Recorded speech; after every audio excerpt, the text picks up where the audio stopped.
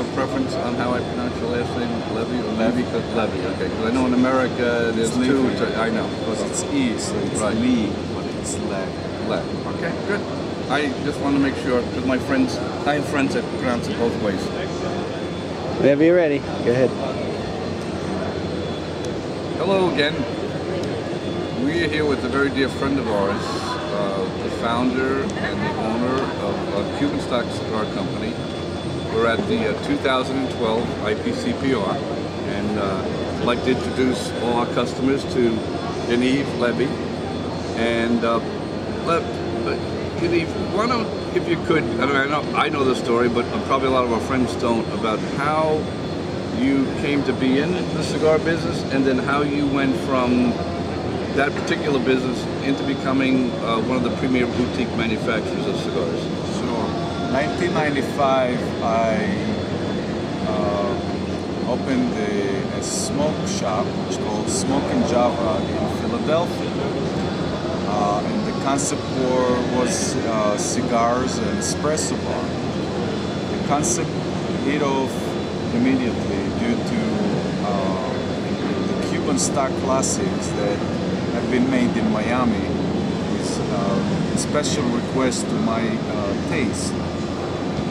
The cigar took off and the concept was so successful that we got very busy. Neither me or my wife, though, back then wanted to make coffee. So, and I got drawn to the cigar. I had a passion for it. It was magnificent. I loved everything about it.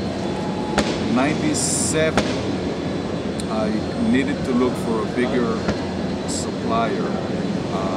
The Miami people wanted more money for the product. They couldn't get product. They couldn't get tobacco. It started to. It was still a boom, so things were. It was still tough. A boom. My business started to be more serious, and I couldn't afford having this kind of problems. So I was very, very fortunate to meet a family in Dominican Republic, the Paiwanski, that it was one of the best things happened to me in my career. They took me over in 2000. They had anybody left in their factory but me. So, as a client? As a client. Wow. So they decided to just let it go, and the question is what I'm doing. I said, I'm taking it over. I will purchase everything in there, keep it open for me. Their father, their grandfather was a Jewish immigrant, and he landed in San Thomas later in Dominican Republic, and he started this empire, Café Puro Empire. Their father, and so the third generation, Paulo and Ricardo, are my age. We are friends, and their father, ever since he met me, said, that's an exact story like your grandfather who started that empire. We can afford to help him forever, as long as he needs us. So in 2000, I took over the facility and the production, and then I started to come up with the Royal Selection, and then was the Chubbies, and then was the Exquisito double wrapper. And in 95, it was my first RTDA show, when it used to call RTDA. I was ready then with production and some kind of small company that we did, and that was our first show in Las Vegas in '95. And ever since,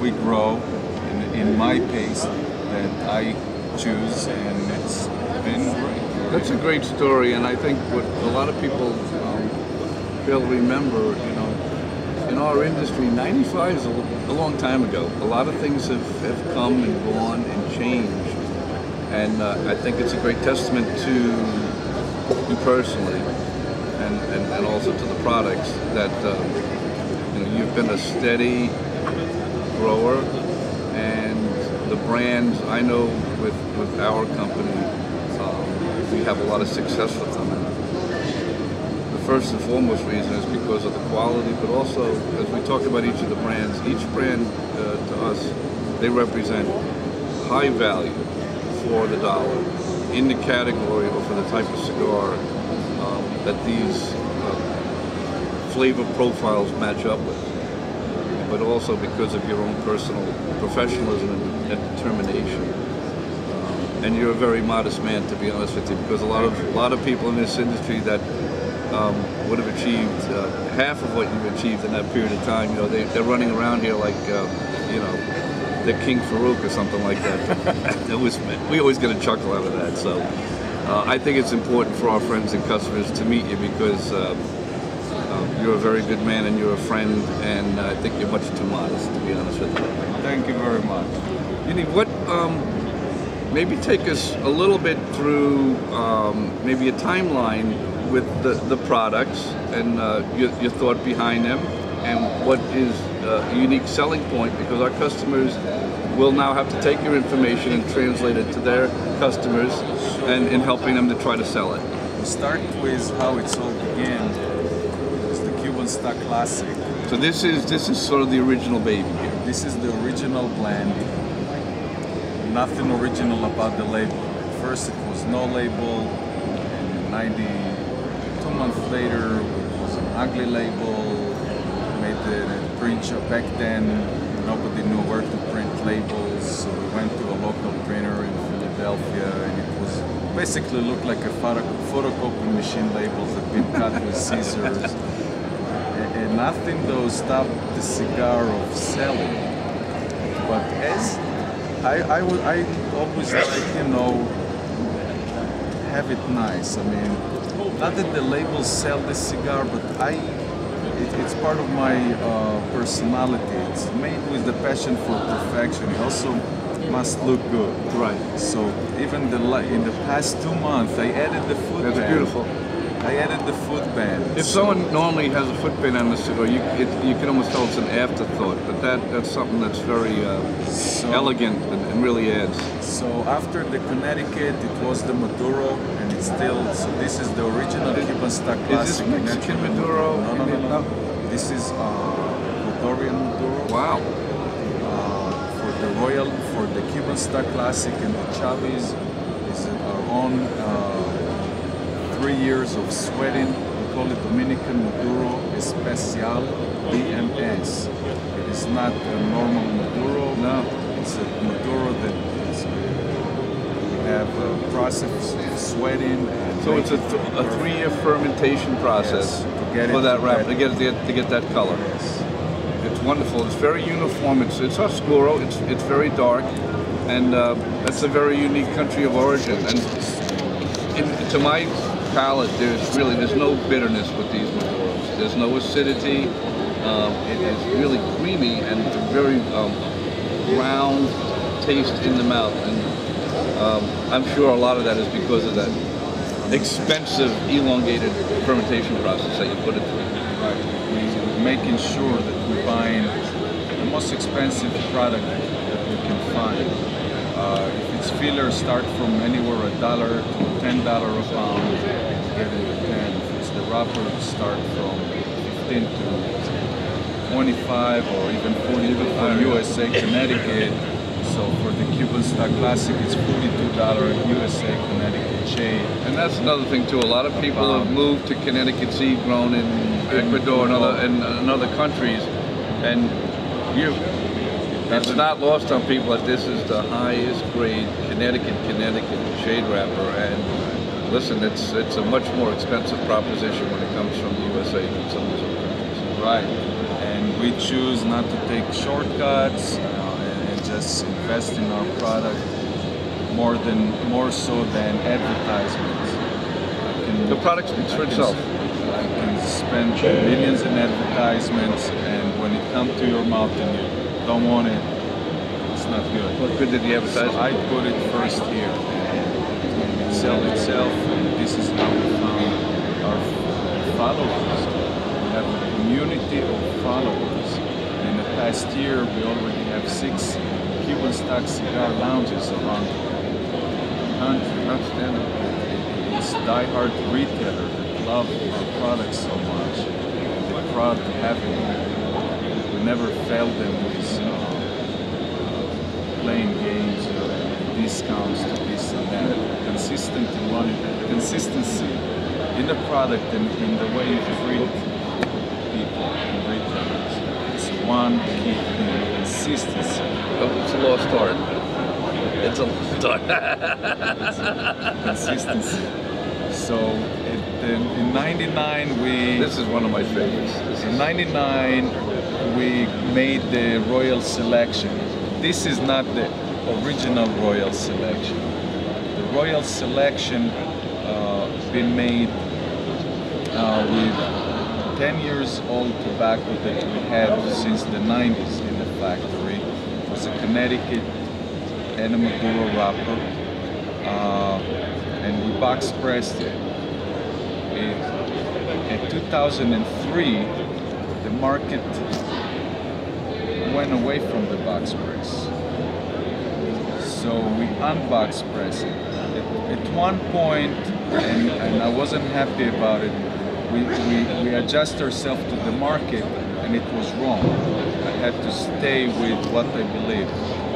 In 2007, I came back to the box press with the original blend, and that put us on the map.